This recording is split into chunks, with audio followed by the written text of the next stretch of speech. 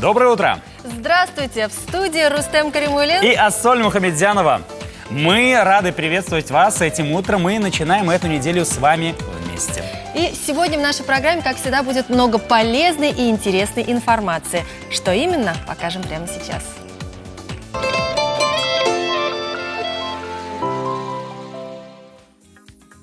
Дневник фестиваля мусульманского кино, турецкие, индийские и татарстанские фильмы, творческие встречи и презентации. Приятного аппетита! Готовим просто и вкусно! На здоровье! Новшество в лечении зубов. Сегодня последний день работы фестиваля мусульманского кино в Казани. В программе «Последние кинопросмотры» и фильмы, которые стали победителями нынешнего кинофорума. И, конечно же, всех нас ждет красочное закрытие фестиваля. Всех, кому посчастливится увидеть его воочию, мы поздравляем и сообщаем, что наш телеканал обязательно покажет церемонию закрытия через несколько дней. Так что следите за программой. А пока посмотрите, чем были наполнены последние фестивальные дни. Фильмы, вошедшие в номинацию «Национальное кино», были представлены на суд зрителей в пятницу. Горожан, желающих увидеть, чем порадуют их наши местные режиссеры, оказалось много. Показы шли при аншлагах. Одной из представленных вниманию публики кинолент стал фильм Айдара Габдрахманова «Яу». Сам создатель охарактеризовал свое творение как гротескную комедию в псевдоисторических декорациях.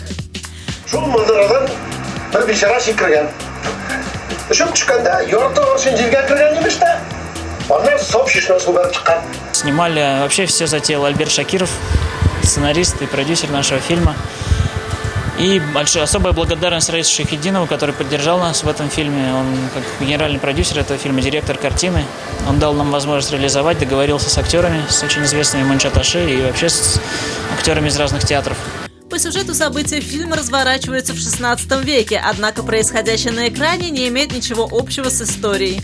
Основная тема картины – тема любви. Любви романтической, любви к родине и к друзьям, любви к деньгам и власти. Каждый из героев расставляет собственные приоритеты. Несмотря на любопытный сюжет и красивые костюмы, отзывы зрителей оказались очень противоречивыми. Блестящая постановка, которая как бы отсылает нас к таким провинциальным театрам, к народной культуре, к искусству низовому абсолютно, но при этом как бы выводит на экраны это искусство. Это не комедия и это не история. И как комедия не воспринимаем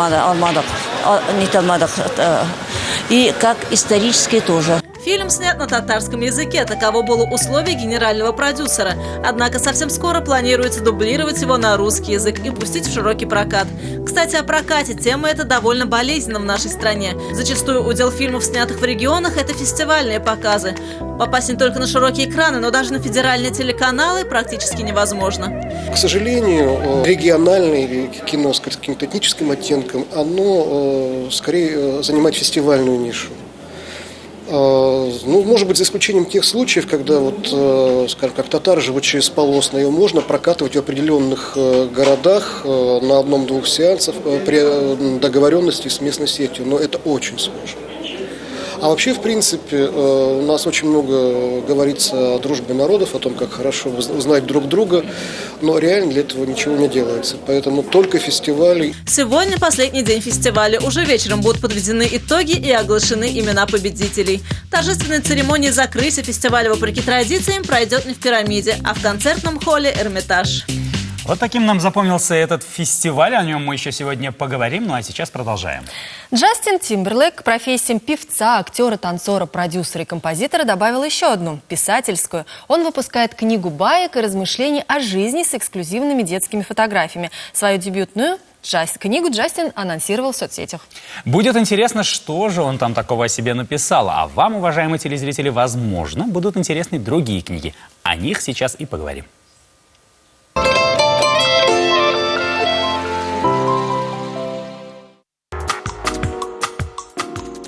В прошлом году вышла вот эта замечательная книга, посвящена она Марлен Дитрих, автор ее Кристофер Гортнер. Вышла она в серии «Женские тайны». Конечно, эта серия прежде всего для женщин, но в ней представлены такие яркие женщины, что книги этой серии читают с удовольствием и мужчины. К тому же это очень высокий уровень литературы. Вот и сейчас я даже не знаю, кем я больше восхищаюсь, самой героиней Марлен Дитрих потрясающей женщиной, или же автором Кристофером Гортнером, написавшим о ней так, что оторваться от чтения просто невозможно. Книга отчасти биографическая, но только отчасти, потому что в основном она художественная. Все, что рассказывает Гортнер о Марлен Дитрих, он пропускает как бы через свое понимание этого человека. Он показывает нам ее через ее друзей, через ее недругов, через ее коллег по творчеству, через случайных людей. Ну, просто великолепно описаны ее отношения с Хемингуэем, ее отношения с Ремарком. Много места уделено фашистской Германии. И Гортнер рассказывает о своем понимании фашистской Германии и вкладывая это понимание в уста Марлен Дитрих. Сразу скажу, что эта книга исключительно для взрослой аудитории. Меня же в ней, кроме всего прочего замечательного, потрясли так называемые мелочи, так называемые женские штучки. Она нам показывает, что и с чем нужно носить, чего никогда не должна делать женщина и чего она должна делать всегда. Словом, Марлен Дитрих – это энциклопедия женских секретов. Прочтите обязательно. Хочу вам представить вот эту вот небольшую книжечку, которая производит впечатление, что это такая книжка легкая для юношеского чтения. Называется она «Сон юности», автор ее Ольга Романова. Это записки дочери Николая I. И кажется, что это девичьи дневники, а на самом деле это действительно дневник, но только написанный не в юности, а в зрелости. Написанный тогда, когда дочери Николая I было уже почти 70 лет. И когда она уже была женой Карла I, королевы Вюртембергской. О чем эта книга? Это книга воспоминаний о своей жизни в России, о воспитании, о ее взгляде на мир, на политику в том числе. Мне кажется, ценность этой книги в том, что это взгляд на Россию, на время своей юности. Мне это очень интересно. Спасибо большое, Вера. Мне кажется, что все представленные книги обязательно смогут прочитать и заинтересуются все. Тем более информация там очень интересная. Например, про ту же Марлен Дитрих. Да, ну вот мне вот интересно, а интересные книги Джастина Тимберлейка через годы также будут читать, как про Марлен? Возможно, да. Откроют 60-летние современные молодые ребята и будут читать про то, как Джастин Тимберлейк. Помнишь? Да, ну Джастин вышел на сцену. Пожелаем удачи Джастину. Ну а сейчас поговорим о погоде. Уже вовсю чувствуется дыхание осени. Сегодня синоптики обещают нам облачную погоду с прояснениями, местами не исключены осадки. Температура воздуха понизилась. Я думаю, что все уже это заметили. Сегодня ожидается всего около 17 градусов тепла. А ночью всего лишь 4-6 градусов выше 0.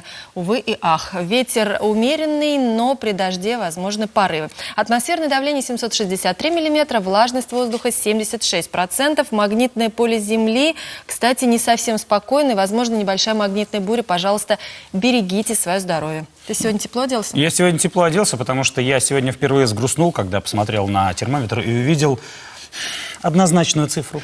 Там не было хотя бы 11 градусов. Осень пришла. Мы переключимся на рекламу. Она будет недолго, буквально 1-2 минуты, после чего вернемся. Не переключайтесь.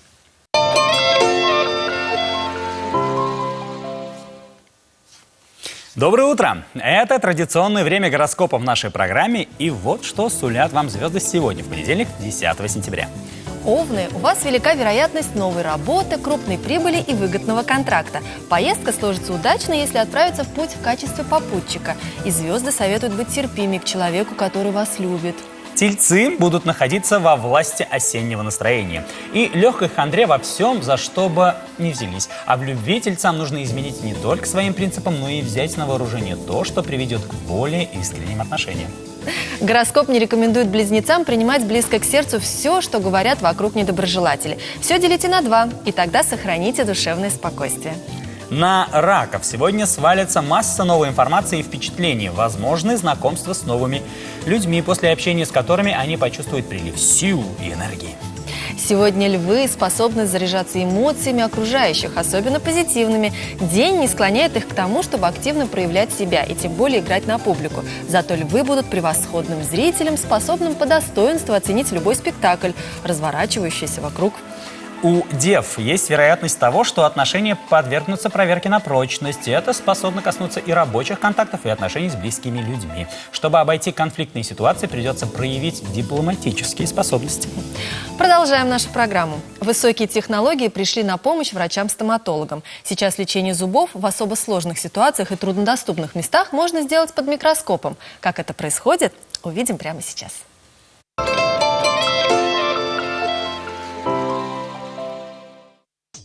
Времена болезненного лечения зубов давно в прошлом. Стоматологические технологии ушли далеко вперед, так что можно спокойно расслабиться в ожидании приема у зубного врача. Правда, бывают случаи, когда у ваших зубов есть проблемы, которые можно решить только с помощью микроскопа. Этот прибор позволяет увеличить зуб в 25 раз, так что доктор может добраться до самых потаенных уголков челюсти. Лет 5 назад в нашей клинике появился микроскоп, который позволяет нам максимально четко увидеть то, что мы не можем увидеть обычным невооруженным глазом. Когда мы используем микроскоп, здесь происходит увеличение и мощный поток света, который направляется на операционное поле, что позволяет нам до мельчайших деталей разглядеть кариозные скрытые полости, разглядеть нам какие-то трещины. Микроскоп – незаменимый помощник стоматолога при лечении зубов со сложным строением каналов или извлечении старых пломб. При традиционном подходе лечение проводится практически на ощупь. Врач видит лишь то, что отображается в зеркале, а под взором через микроскоп от него не скроется ни одна деталь больного зуба. У вас, например, есть неживые зубки, которые уже неоднократно лечили. И для того, чтобы пройти вот эти вот каналы, качественно обработать их и качественно запломбировать, мне обязательно нужен будет микроскоп. Лечение зубов под микроскопом позволяет сохранить живые ткани зуба, качественно запломбировать каналы, диагностировать кариес на самых ранних стадиях, извлечь нервы из-под старой пломбы. Микроскоп нам помогает увидеть скрытые кариозные полости, продиагностировать трещины, увидеть дополнительные каналы, позволяет нам их максимально качественно обработать, увидеть перфорации и сломанные инструменты, которые с помощью микроскопа мы также можем достать. Ранняя диагностика и качественное лечение позволяет нам избежать осложнений в будущем. Стоимость эндодонтической терапии с применением микроскопа, конечно, дороже, чем обычное лечение зубов. Но в этом случае вам гарантирована деликатная и 100% качественная стоматологическая помощь. Ведь с применением оперативного микроскопа 2/3 зубов, которые раньше бы удалили, стало можно вылечить. Кстати, врачи-стоматологи не советуют увлекаться пирсингом на губе или языке, ведь металлические элементы сережки могут давить и тереться о зубы и десны. При разговоре сережка постоянно ударяется о зубную эмаль, а это способно привести к серьезному повреждению. И если у вас уже есть пирсинг, то вам следует регулярно проходить осмотр в стоматологическом кабинете, чтобы своевременно удалить сережку при появлении первых признаков повреждений зубов и десен. Вообще пирсинг на губе или языке – это увлечение молодых. Мода, которая скоротечна и спорна. И хорошо, что наши дети прекрасно понимают, что язык – это не объект для модных экспериментов. Вот что они об этом думают.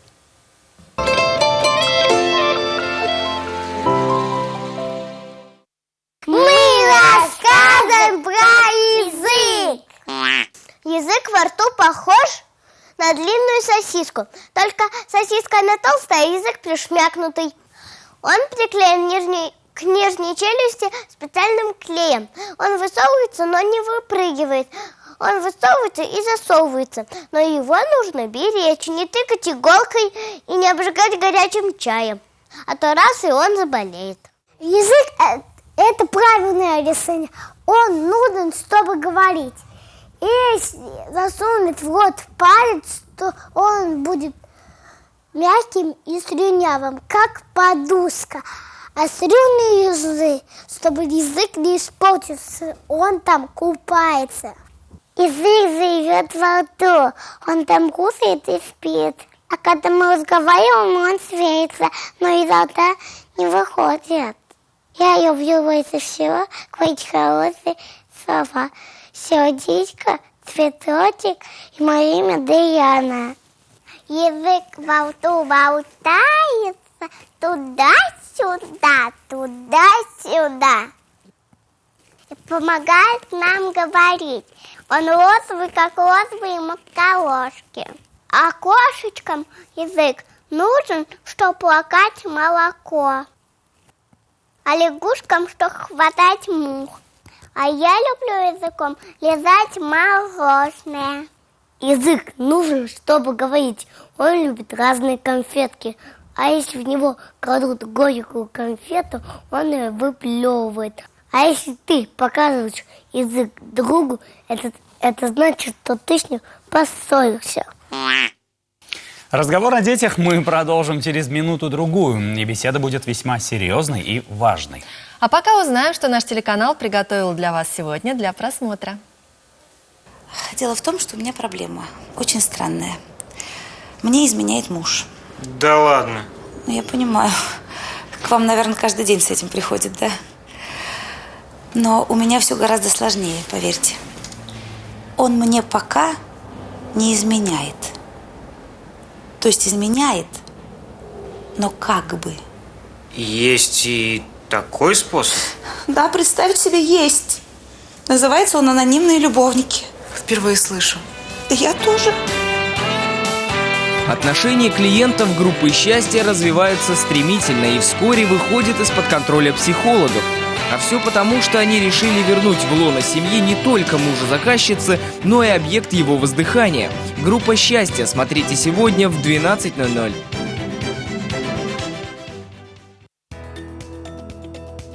Их насчитывается более 120 видов, а рост некоторых достигает 80 метров. Они растут от экватора до Заполярья.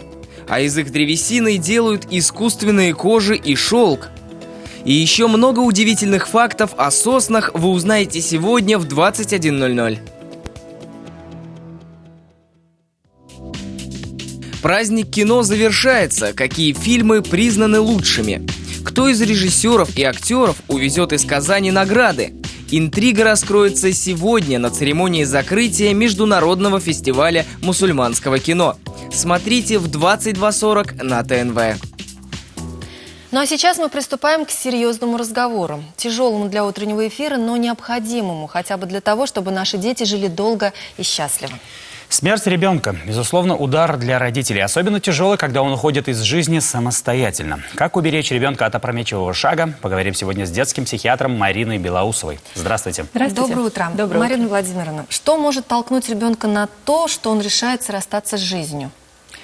Проблема не новы. Если мы говорим о том, что тяга к смерти проявляла себя во все времена, во все поколения, к сожалению, сейчас у детей она проявляет себя особенно агрессивно, но тем не менее проблемы и поводы, они остались все те же. Ощущение того, что не оправдало ожиданий родителей, ощущение того, что одинок и не понят, ощущение того, что никто не любит, ощущение того, что другого способа решить свою жизнь, решить свои проблемы не осталось. И вот в этот момент особенно важно, чтобы были рядом те, которые скажут, что это путь не выход. Это путь признания себя побежденным. Это путь, который делает несчастным не только тебя, но и лишает жизни поколения до тебя, поколения твоих родителей, и лишает тебя поколения твоих детей. Да. И вот в этот момент надо, чтобы добрые, умные, любящие родители, а я уверена, что таких большинство, потому что все мы любим своих детей, были рядом, слышали и слушали. Чтобы ребенок не чувствовал себя ненужным, да? Совершенно верно. А это связано с переходным возрастом? Отчасти да. Это связано в том числе с той стрессовой жизнью, которую мы сейчас видим. Вы посмотрите, какое огромное количество негатива, в том числе, вываливается на несовершенную психику подростка, неокрепшую психику ребенка, с экранов телевидения, из медиа, каких-то источников, из соцсетей.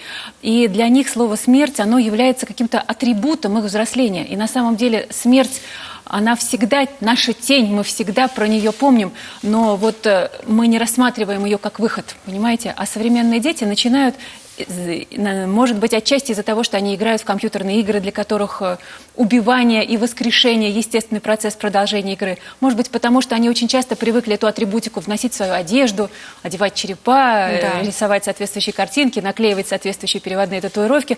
Они думают, что это круто, что это интересно, что это делает их более мужественными. Однако привыкать к этому нельзя. Ну вот взрослые действительно как-то еще более приспособлены, чтобы держать удары судьбы, да, дети более эмоциональные, как уж вы сказали, восприимчивы. Все же с каким складом характера дети чаще решаются вот на такой шаг? Я бы в зону риска отнесла детей импульсивных, которые сначала делают, а потом думают, зачем они это сделали. И, наверное, еще в зоне риска для меня это пациенты, которые крайне закрыты. То есть это дети, которые не привыкли рассчитывать на ресурс со стороны социума. Они или не нашли какой-то своей социальной ниши в классе, или не обзавелись друзьями. Или родители не поддерживают. Совершенно верно. Или не принято дома разговаривать о проблемах, принято только делиться успехами и показывать, насколько мы на высоте. И вот в этом случае дети привыкли все переплавлять в себе. И не всегда то, что они придумали, есть хороший выход. И возможность родителей, детей, других, которые видят, что с другом что-то не так происходит, возможность психологов в этот момент увидеть это возможность спасти им жизнь. А вот какие изменения в поведении ребенка или его характере должны насторожить родителей? Изменения, наверное, в том важнее всего, если мы говорим про здорового ребенка, которые как бы зачеркивали все то, что было раньше привычно и дорого. Уход от компаний, в которых раньше ребенок интересно проводил время, уход от любимого дела, от любимого какого-то занятия, которое раньше всечасно занимало ребенка. Играл на скрипке, ходил в бассейн, занимался с друзьями восточными единоборствами. Сейчас все это обнуляется, ребенок больше времени проводит один, не выходит на разговоры. Замыкается. Совершенно правильно. Замыкается, не хочет ничем делиться, но мы при этом видим, что он не самодостаточен и погружен в написание книги, которую потом презентует всем нам, а он несчастен, он дерзит, он агрессирует, ему не хочется с нами ничем делиться. Мы видим, мы чувствуем, мы резонансно с ним настроены, мы замечаем, что ему плохо. Ну вот все, вот эти изменения появились, да? Что делать родителям в этом случае? Сразу же обращаться к специалисту или попробовать все-таки ребенка вывести на разговор и самостоятельно решить эту проблему? Вот то, что вы предложили, это было бы наилучшим и наипервейшим шагом для того, чтобы перекинуть ему этот мостик на пороге Аидова царства, если он задумал действительно что-то серьезное. И откуда, как не от семьи, должна исходить поддержка. И на самом деле те дети, которые импульсивно решили, а может быть все закончить, а может быть все бросить, вот именно здесь и сейчас вдруг начинают чувствовать, что родители-то их любят, что они им очень нужны, что вот это те люди, которые любят себя всяким, и успешным, и не очень, и отличником, и вовсе даже не отличником. И вот этот ресурс, он оказывается крайне значимым для ребенка. Но вспомните, когда мы говорим своему ребенку, что мы его любим, вот не просто так, походя, укладывая его спать, а на самом деле, ты мне нужен, я без тебя, ты наше все, мы с папой так ждали тебя, ты пришел, мы так рады тебе. Но вот часто бывает, что мы говорим это ребенку тогда, когда он в кризисе. И слава богу, что говорим.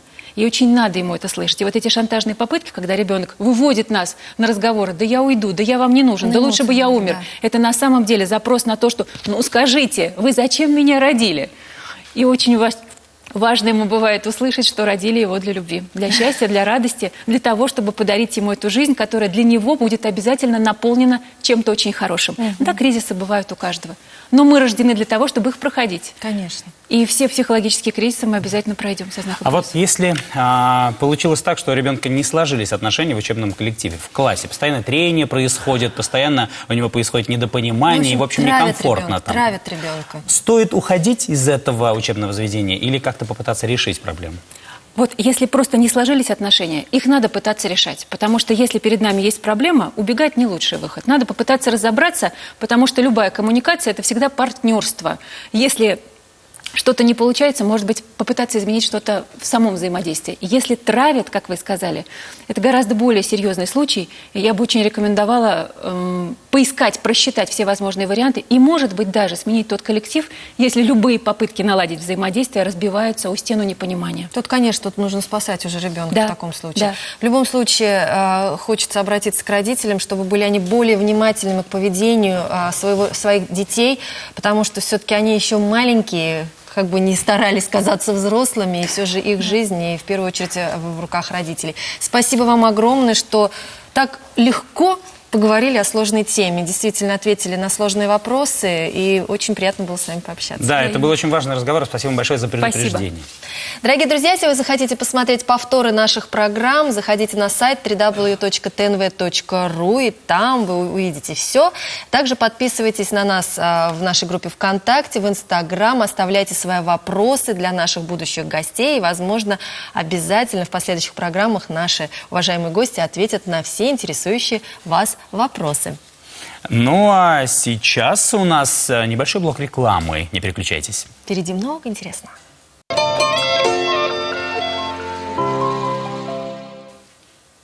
Доброе утро! Мы продолжаем программу «Здравствуйте» и приглашаем взглянуть на мир вверх ногами. Не в переносном, а в прямом смысле. Данное выражение точно описывает суть упражнения «стойка на голове», применяемой в йоге. Это упражнение способно оказывать влияние на большое количество процессов, происходящих в организме. Перечислять их можно долго, но важно помнить и следующее. Не думайте, что можно стоять на голове любому желающему. Учитывайте противопоказания, о которых вам расскажет врач.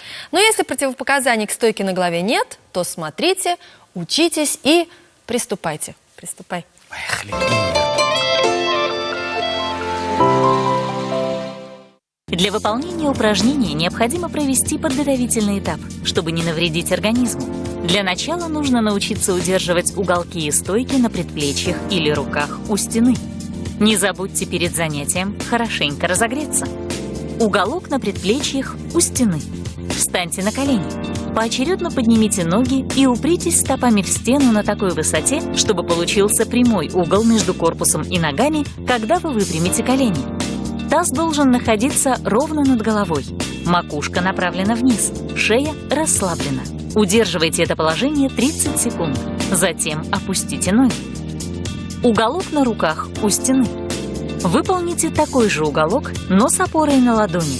В исходном положении поставьте ладони на пол ровно под плечами. Разведите пальцы пошире, подтяните запястья.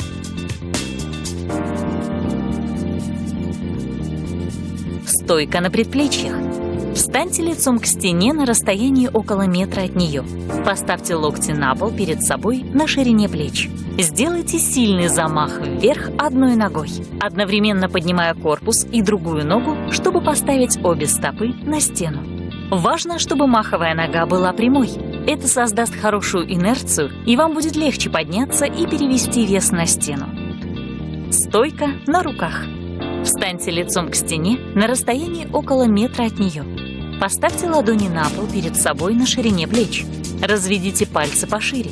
Сделайте сильный замах вверх одной ногой, одновременно поднимая корпус и другую ногу, чтобы поставить обе стопы на стену. Стойка на голове. Положите ладони на макушку, скрестив пальцы в замок, и разведите локти в стороны. На полу должна оказаться точка чуть выше лба. Выпрямите ноги, встаньте на пальцы и подходите как можно ближе к рукам и голове. Затем очень аккуратно начинайте поднимать ноги вверх. Тяните плечи к тазу. Не поднимайте прямую ногу и не делайте замах, иначе инерция уведет вас назад и вы упадете. Для начала будет достаточно простоять 30 секунд. Постепенно можно увеличивать время удержания позы до 1-3 минут. Тренируйтесь регулярно, и все получится. Будьте в форме. Можно действительно вот эту стойку применять. Нужна еще растяжка, здоровье. И тренировки. Все, на что времени обычно всегда у всех хватает. В начале нашей программы мы говорили о книгах, и сейчас продолжим эту тему в необычном ключе. Оказывается, все, что мы читаем, влияет на наше пищевое поведение. К такому выводу пришел психолог Эмили Тростчанко из Оксфорда. Вот так. Чем более отвлеченная тема романа, тем лучше. А те книги, где герои страдают от обжорства, от анорексии или зациклены на еде, просто противопоказаны людям, чтобы и у них не появились подобные проблемы. И вообще, для выздоровления гораздо важнее читать книги, повышающие настроение и уверенность в себе, чем снова и снова погружаться в ужасы болезни и получать все больше информации на нездоровую тему, сделали вывод ученые и призвали внимательно выбирать чтиво. А мы предлагаем вам оригинальный рецепт яблочного пирога. Его не нужно печь. Скорее наоборот, вам понадобится морозильная камера.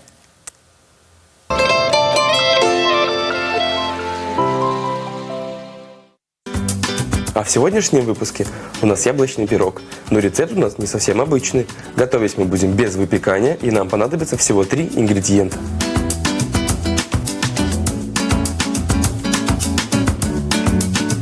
Для основы пирога нам понадобятся финики и орехи. Измельчим их в блендере до однородной массы. В финиках содержатся витамины А, В и С. Благодаря этим составляющим финики полезны для волос и кожи, а также их употребление помогает избежать проблем со зрением.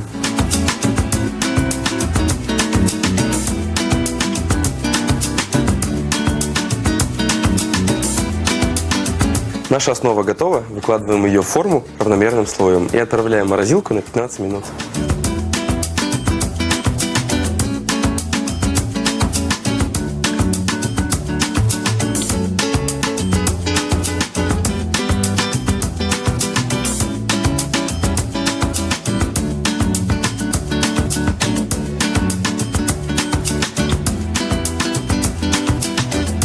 Для приготовления соуса нам понадобится часть яблок, финики и корица.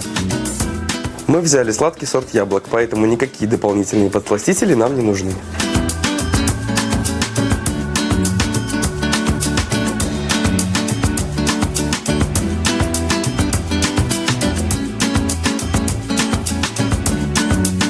А вторую половину яблок мы нарезаем на тонкие ломтики. Все части нашего пирога готовы, осталось их только соединить.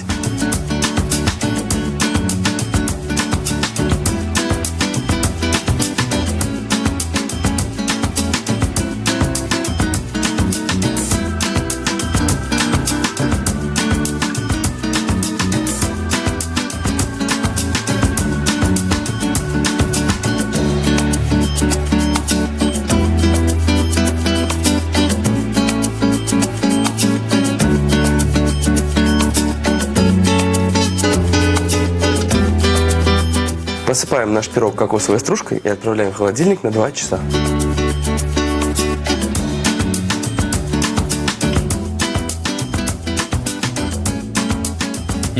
Всем приятного аппетита! А мы возвращаемся к теме сегодняшнего дня – закрытию фестиваля мусульманского кино в Казани. Сегодня вечером мы узнаем, кто же победит в этом престижном кинофоруме. А мы встречаем еще одного гостя нашей программы, известного актера из Турции, гостя фестиваля Эргюна Куюджу. Доброе утро. Здравствуйте. Доброе утро. Доброе утро. Конечно же, вопрос, который мы задаем в первую очередь всем гостям нашего города, нашей столицы. Вы впервые в Казани? Türkiye Kazan'a ilk defa mı geldiniz? Evet, ilk defa. Tataristan'a ve Kazan'a ilk defa geldim. И в Татарстан, и в Казани я первый раз. Как впечатление, какие впечатления? Yani nasıl buldunuz Kazan'ı? Beğendiniz mi, yok mu? Çok beğendim. İnsanlarını çok beğendim. Herkes gülüyor. Bir huzur var şehirde yani. Мне очень понравился город, а особенно люди в этом городе, потому что я нашел их очень улыбчивыми и отзывчивыми. Очень приятно. В вашей фильмографии множество фильмов самых разных жанров. И от исторических до мелодрам. В общем, фильмы разные, и фантастика даже. Какое амплуа вам ближе всего? Siz farklı tür filmlerde çekildiniz. Melodramalar da vardı, başka tür vardı. Sizin için en yakın hangisi? Tipim sert olduğu için genellikle kötü adam geliyor bana. Yani işte katil, kötü adam falan. Ama dramı çok seviyorum, драм oynamayı.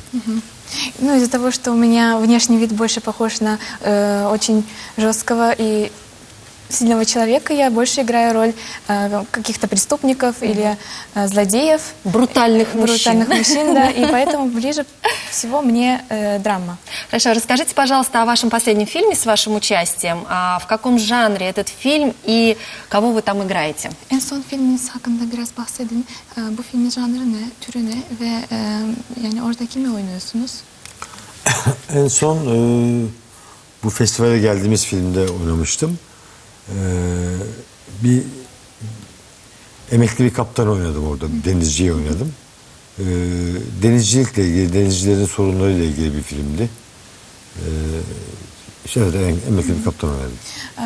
В этом фильме я играл одного моряка, который вышел на пенсию, и этот фильм связан с темой мореходством, с проблемой морского дела, так скажем. Интересно. А жанр фильма драма? Peki bu filmin türü drama mı?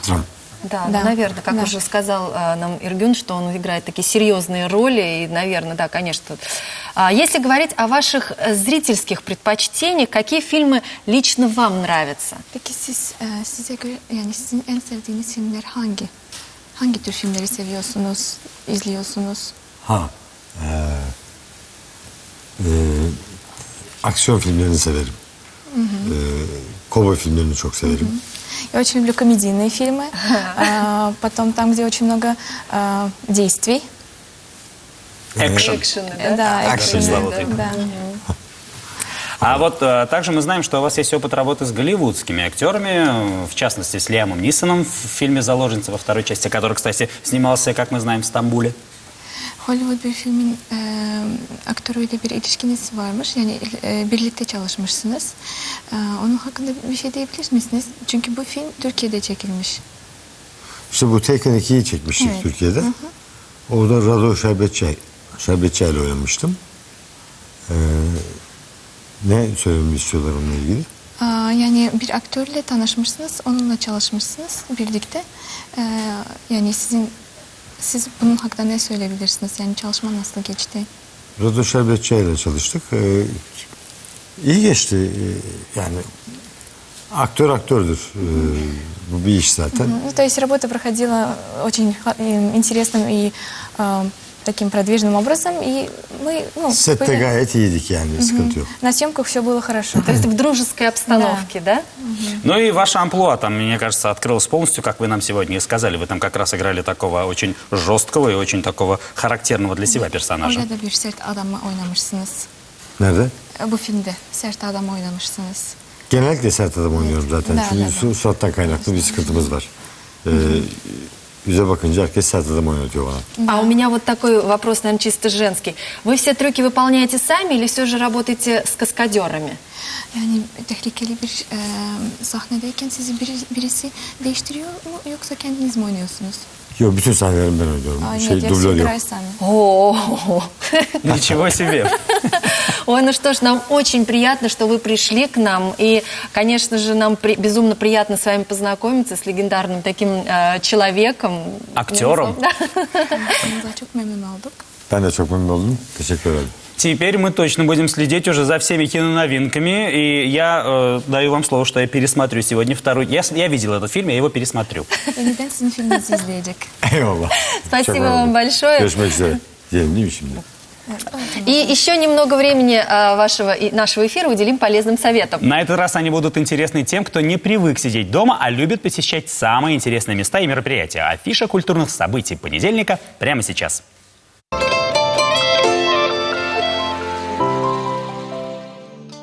В галерее Хазина представлена выставка московских художниц Светланы Ланшаковой и Марины Гуровой, посвященная Марине Цветаевой «Я жизнь, пришедшая на ужин». Выставка тематически подразделяется на 3 части.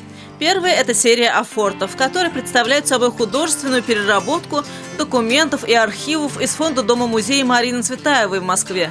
Вторая посвящена взаимоотношениям австрийского поэта Райнера Марии Рильке и Марины Цветаевой. А 3 глава проекта называется «Наталья Гончарова. Марина Цветаева. Конечно, мы сестры с тобой». Вчера исполнилось 190 лет со дня рождения Льва Николаевича Толстого. Годы, проведенные в Казани, оставили заметный след в его биографии. Этим, вероятно, и объясняется интерес писателя к исламу. В Музее исламской культуры продолжается выставка «Лев Толстой и исламский мир». Великий писатель и философ очень внимательно изучал ислам, вел активную переписку с учеными из Египта и Индии. В коллекции музея-усадьбы «Ясная поляна» сохранились Коран и литература по исламской тематике с пометками и комментариями Толстого. Общался Лев Николаевич с представителями татарской интеллигенции. Фатих Карими, Садри Максуди, Гайнан Ваисов бывали в гостях в его усадьбе. Много нового об этих страницах жизни писателя смогут узнать те, кто придет на выставку. И традиционно по понедельникам студия «Йога. Первый шаг» приглашает всех желающих на бесплатные занятия. Программа рассчитана на тех, кто только начинает свое погружение в мир телесных практик. Поэтому упражнения подобраны с расчетом на новичков. Пришедшие смогут освоить простые, но эффективные асаны, тонизирующие дыхательные техники и медитацию. С собой надо иметь лишь удобную спортивную одежду. Наш город продолжает держать такой темп. Начиная с чемпионата мира по футболу, у нас вот все вот такие вот происходят события, одно за другим. Просто не успеваешь вот насладиться всем этим. Да, нам нужно еще буквально пару хороших фестивалей на осень, на октябрь и ноябрь. Декабрь там уже Новый год. И, в общем, можно будет сказать так, что в Казани жизнь не то что кипит, она просто ни на секунду не останавливается. Но мы продолжаем предсказания астрологов. Звезды, да, гороскопы предупреждают весов о том, что как бы сегодня им не хотелось покритиковать окружающих, делать этого ни в коем случае не стоит. Результат будет огорчительным для них самих. Ну вот, только я хотела покритиковать тебя, ну хорошо. За то, что сегодня идет дождь, скорее всего. Я завтра это сделаю. Творчество – это умение мыслить не так, как все, и оно в этот день пригодится скорпионам даже в самых практичных вопросах. Нужно будет выбирать нестандартные пути. Обычный подход к делам не даст нужных результатов. Насколько я знаю скорпионов, они всегда идут до конца, так что сегодня будет так же. А вот стрельцам звезды дают сугубо практичные советы. Чтобы этот день прошел позитивно, лучше всего подготовиться к нему еще с вечера и как минимум сделать в доме хорошую уборку. Чистота настроит на позитив следующего дня. Я думаю, ты уже убрался дома. Я из дома, скорее всего, сегодня с утра убрался.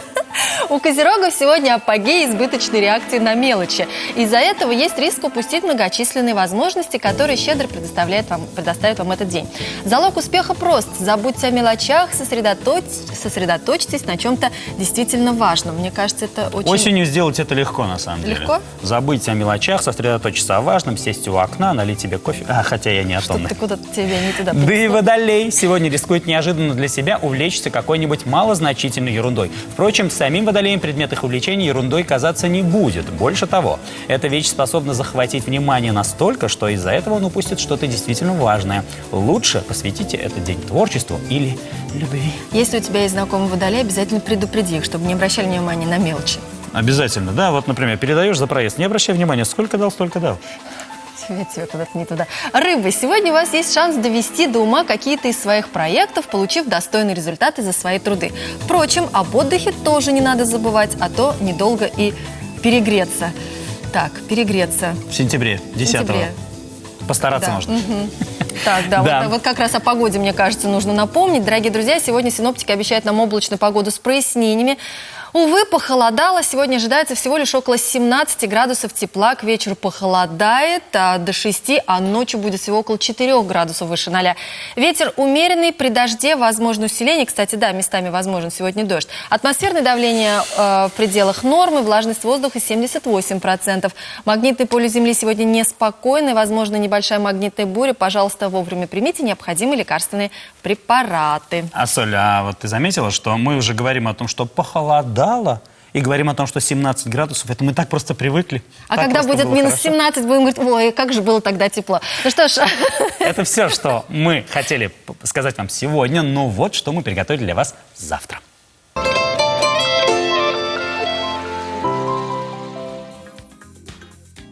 Международный фестиваль мусульманского кино в Казани. Репортаж с церемонии закрытия. Приятного аппетита! Готовим рулет с овощами. Без рецепта. Что такое виниры и как их носить?